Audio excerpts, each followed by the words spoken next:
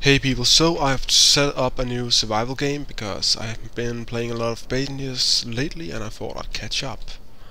I've made an infinite map because that was an exciting feature and I'm liking it so far. Anyhow, in regards to my setup, basically I took, as you can probably see, the original spawn ship and modified it. I started by cutting in the front to reduce the length into the conveyor tube so I can get some drills on it. Started out by making a single drill after I reshaped the front. Then I expanded to 3 so I could get enough ore. Then I started getting 2 more ore and I expanded the rear with refineries, and now I have 3 refineries and 3 assemblers, as well as last car container. So yeah, I made a small landing platform for small ships up here because I wanted small ships to attack other ships, and I did so, and I lost my ship to it.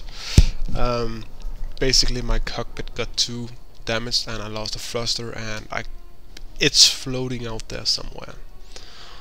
So yeah, but I managed to stop the ship enough so that I could, well, damage the turrets enough that I could get in from one side and disable the reactor, and then the other one is shut down. But yeah, but I'm liking this setup.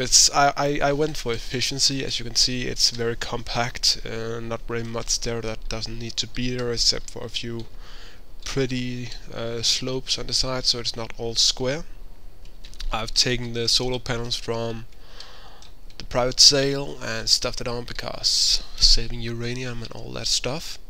But I like this. It's kind of fun to try to make as efficient a setup as possible, in my opinion. That's also the reason why I don't have a base, because a base isn't very efficient. You have to go back to it all the time with your stuff, and there's really no reason to have a base, since you can just keep expanding your ship. Only in multiplayer, where flying with other ships attached, it's kind of buggy.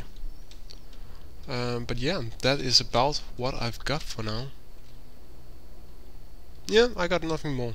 Oh yeah, damage damage models introduced in the last patch, I believe. I like them a lot. When I first hit the engines and flame started streaming after the ship, it looked awesome. I'm not sure if that. Oh, let's just see.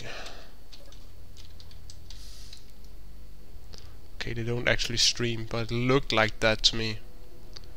I really wish they would stream. Oh well.